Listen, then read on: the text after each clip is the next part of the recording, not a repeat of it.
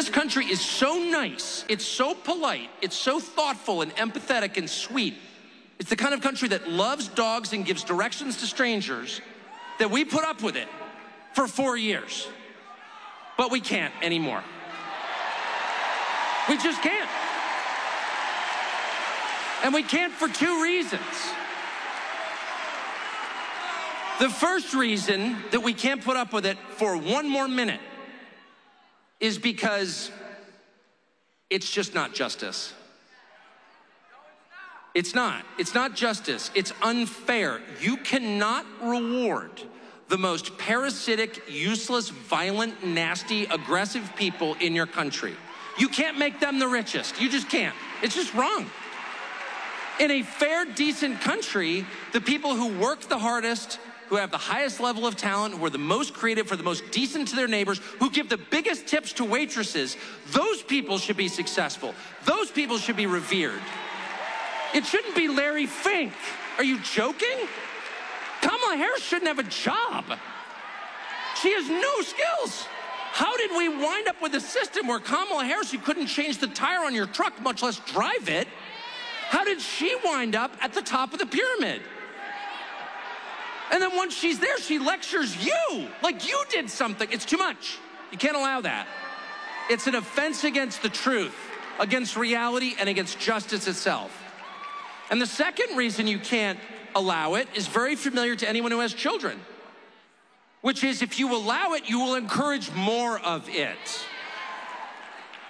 If you allow people to get away with things that are completely over the top and outrageous, if you allow your 2-year-old to smear the contents of his diapers on the wall of your living room and you do nothing about it, if you allow your 14-year-old to light a joint at the breakfast table,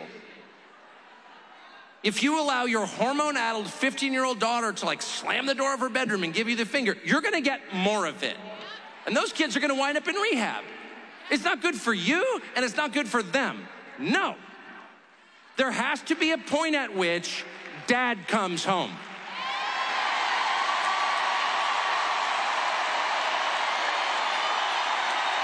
Yeah, that's right. Dad comes home. And he's pissed. Dad is pissed. He's not vengeful. He loves his children. Disobedient as they may be, he loves them. Because they're his children, they live in his house. But he's very disappointed in their behavior. And he's gonna have to let them know. He's gonna have to get to your room right now and think about what you did. And when dad gets home, you know what he says? You've been a bad girl. You've been a bad little girl and you're getting a vigorous spanking right now. And no, it's not gonna hurt me more than it hurts you. No, it's not. I'm not gonna lie. This is gonna hurt you a lot more than it hurts me. And you earned this. You're getting a vigorous spanking because you've been a bad girl. And it has to be this way. It has to be this way because it's true. And you're only gonna get better when you take responsibility for what you did. That's not said in the spirit of hate. It's not said in the spirit of vengeance or bigotry. Far from it. It's said in the spirit of justice, which is the purest and best thing there is. And without it, things fall apart. The Democratic Party machine, and notice I'm not beating up on Kamala Harris, who's just a hapless victim who happened to be there in the right color, so they grabbed her. Tim Walz, they needed some, whatever Tim Walz is. They needed a weak man because it is the party of weak men and unhappy women. One of which leads to the other, by the way. Where you find weak men, you will inevitably find unhappy women. Sorry. And they make them on purpose. They weaken the men to drive the women insane, to have the most consistent voting bloc ever in the history of politics. Unhappy women made unhappy by weak men. But it could be anybody. It could be anybody. Kamala Harris is just a stand-in. She's a cardboard cutout. She has a soul, God created her, I'm not attacking her humanity. But there's nothing there. It doesn't matter. If it wasn't Kamala Harris, it would be, I don't know, Pete Buttigieg or whatever. You know, who are these people? It doesn't matter. They're the cutouts. They work for the machine. They're totally dispensable. They're replaceable. And they need to have limits set for them.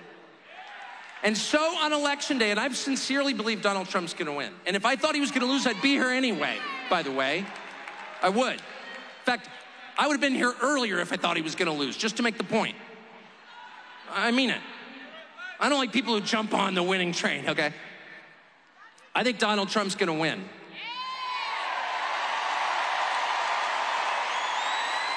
And not only do I think Donald Trump's gonna win, I think that the vibe shift has been so profound. I mean, the numbers suggest he's gonna win. He's ahead in all 7 battleground states.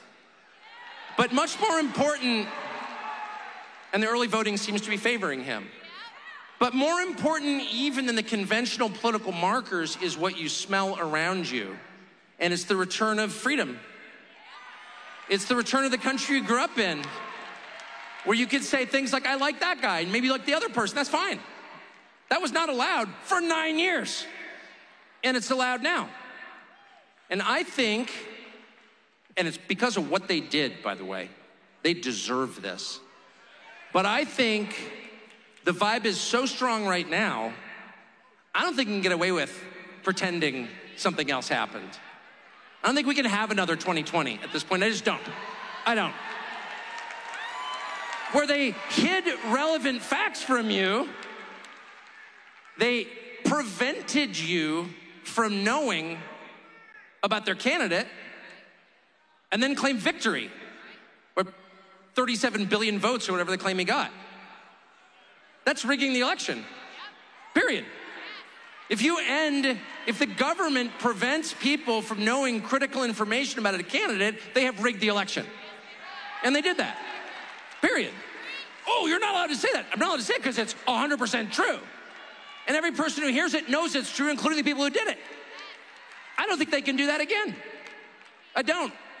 And I don't think, no matter what they pull 2 weeks from now, 13 days from now, I don't think they can get away with standing up and being like on MSNBC, no, actually, Kamala Harris is historically popular, it turns out.